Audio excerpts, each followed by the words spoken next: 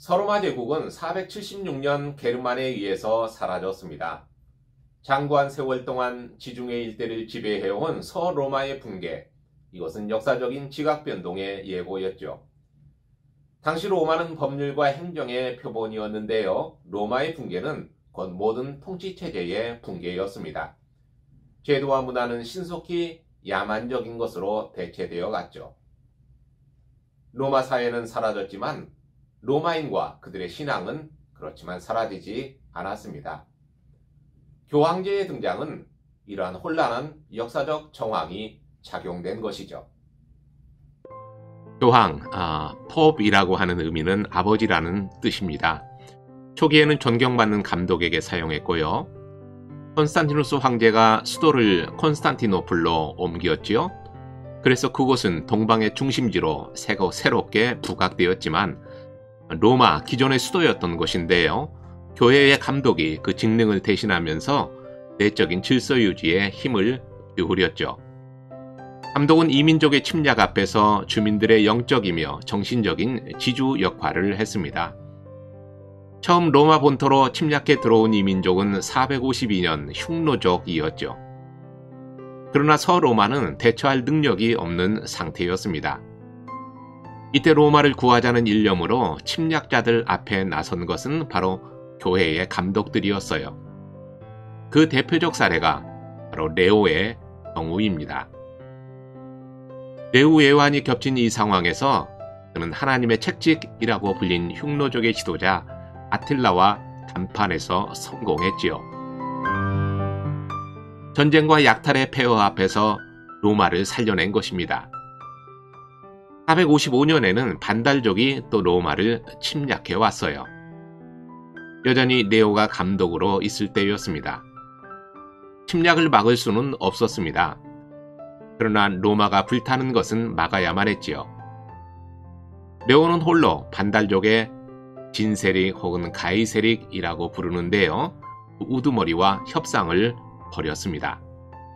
이러한 일들은 결국 로마의 감독이 갖는 입지를 로마뿐만 아니라 전 서방 세계에서 강화시켜 주는 결과를 가져왔지요.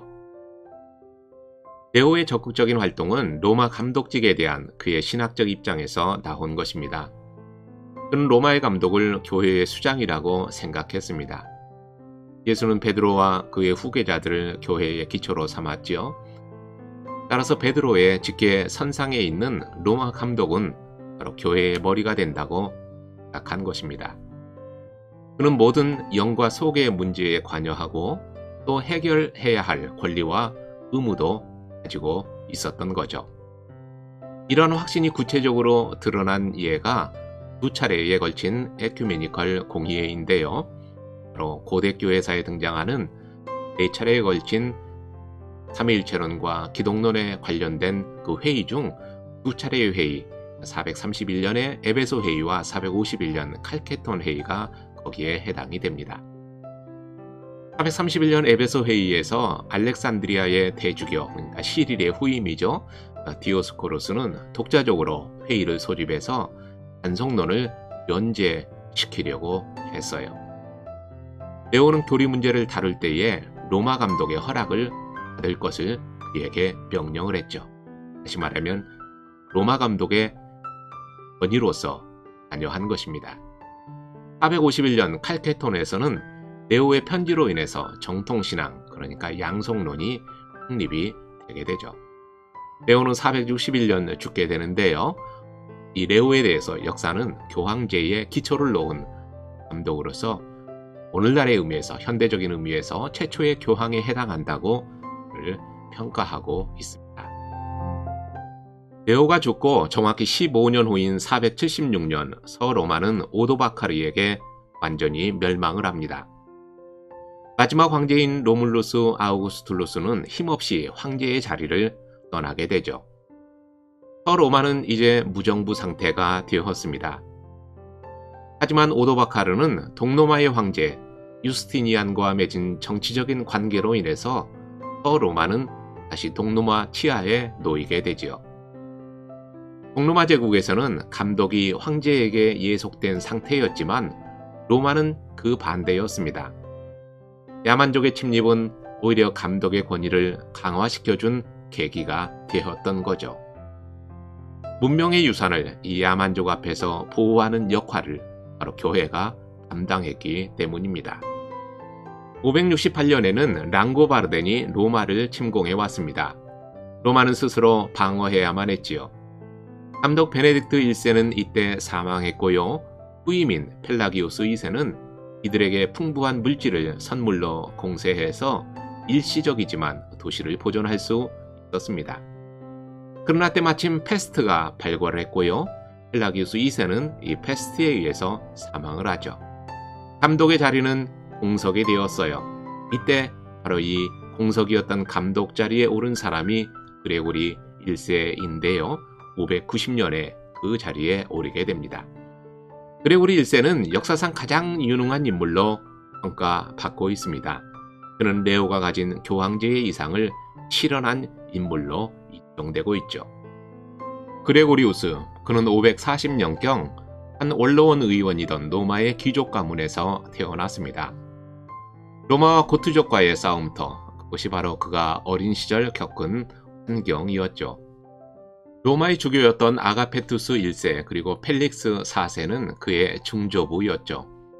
어머니 실베리아는 독실한 신앙인이었고요. 두 명의 고모는 성자라 호칭될 정도로 돈독한 신앙을 가진 분들이었습니다. 아버지는 로마의 시장이었는데요.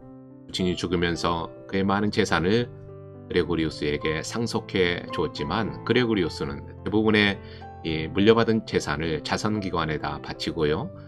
남은 것으로 6개의 수도원을 세우게 됩니다.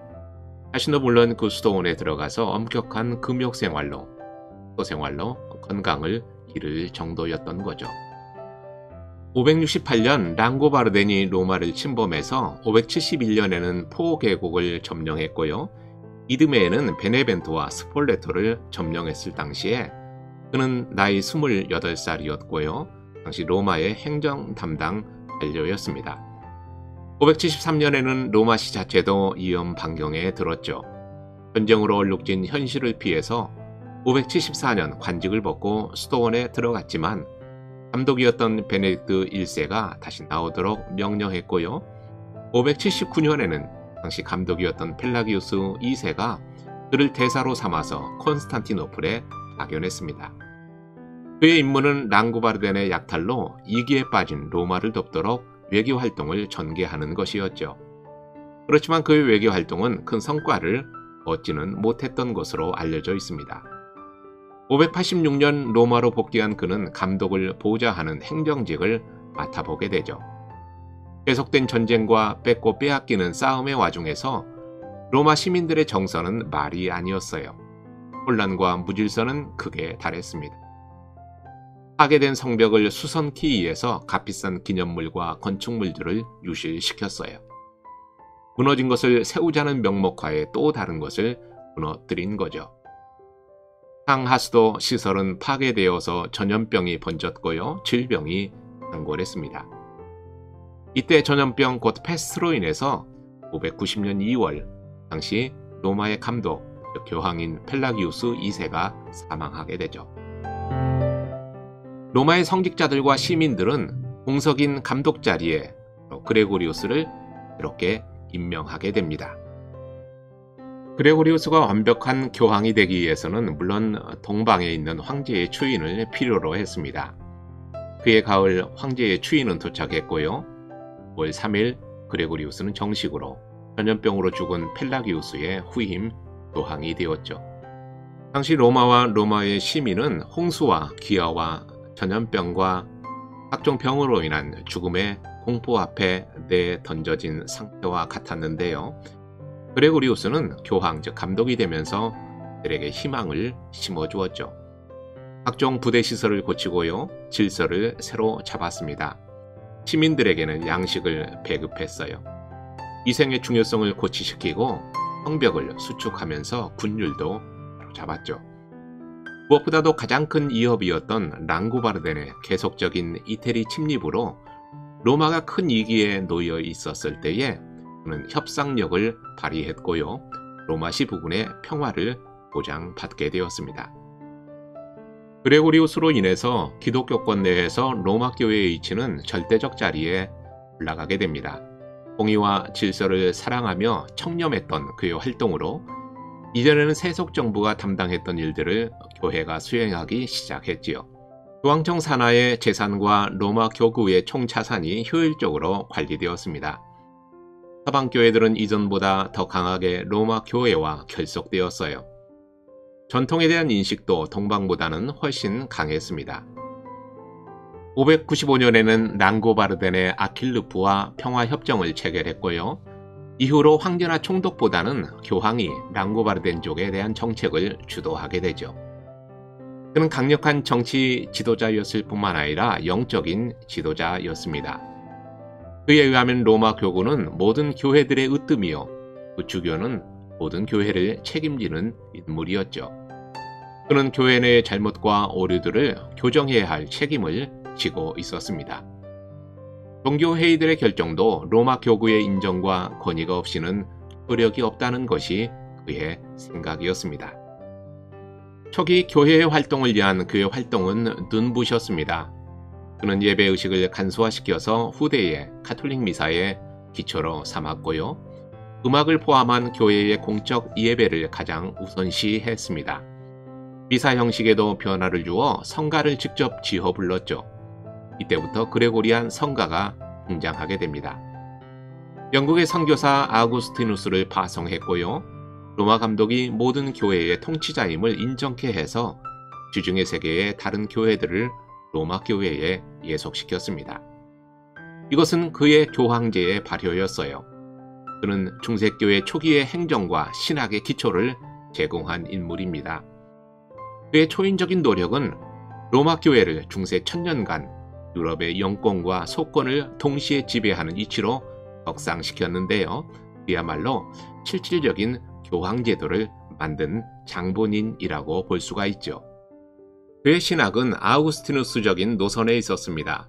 그러나 때로는 아우구스티누스보다도 더 앞서 나아가는 무모함도 보여주었지요. 가령 아우구스티누스는 연옥고리를 추정만 했지만 그레고리우스는 그것을 확신했고요. 가톨릭의 연옥교리를 확정시킨 인물이 되었습니다. 구원론에 관한 한 아우구스티누스는 예정과 은총을 강조했어요. 그러나 그레고리우스는 인간이 지은 죄에 대한 하나님의 처벌에 관심을 가졌죠. 이러한 하나님의 처벌을 상쇄시키는 방법으로 그는 참회를 생각했습니다. 참회는 4가지 방법으로 구성되었죠. 마음의 회개, 입술의 고백, 용서, 보속의 행위입니다.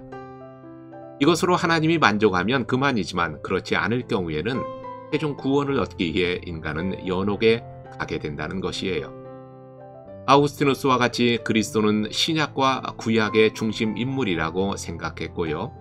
구약은 신약의 예언이며 신약은 구약의 해설이라고 생각했지요. 성자와 성모 예배를 주장했고요. 성만찬은 희생의 반복이며 산자와 죽은 자 모두에게 효력이 있다고 말했습니다. 그의 저서는 상당수가 평범한 신앙 서적입니다. 도덕, 에스겔서 강해, 용기가 주는 교훈, 대화, 서신, 그리고 목회학 등이죠. 그레고리우스에 대한 평가는 많은 학자들 사이에서도 다양한 이견이 존재하는 부분입니다. 암브로시우스 히에로니무스 또 아우구스티누스에 이은 4번째 교회 박사이고요. 또 개신교 교회 역사 서술에서도 꼭 등장하는 인물임에는 분명하죠. 중세의 정신사, 교회사에 영향을 준 세계사의 이인에 속한다라고 하는 점도 이견은 없습니다만은 교회사가 하르낙은 여러 가지를 들어서 그를 비판을 하고요. 한스 킹요시 그레고리우스가 로마 가톨릭 교회의 통속적 전형을 만들었는지는 여전히 논란 중이지만 고대 후기의 엘리트 문화와 또 야만적 대중문화 사이의 간격을 좁혀놨고요. 마지막 라틴 교부로서 중세의 도래를 알려주었음에는 이의가 없다고 그레고리우스에 대해서 이렇게 평가를 하고 있음을 살펴볼 수가 있습니다. 그레고리우스 신학에 대해서는 다양한 비판이 존재하죠. 그렇지만 그가 수행했던 교황제, 교황으로서의 삶의 수행은 수세기를 지난 현재까지도 인정받는 부분이기도 합니다.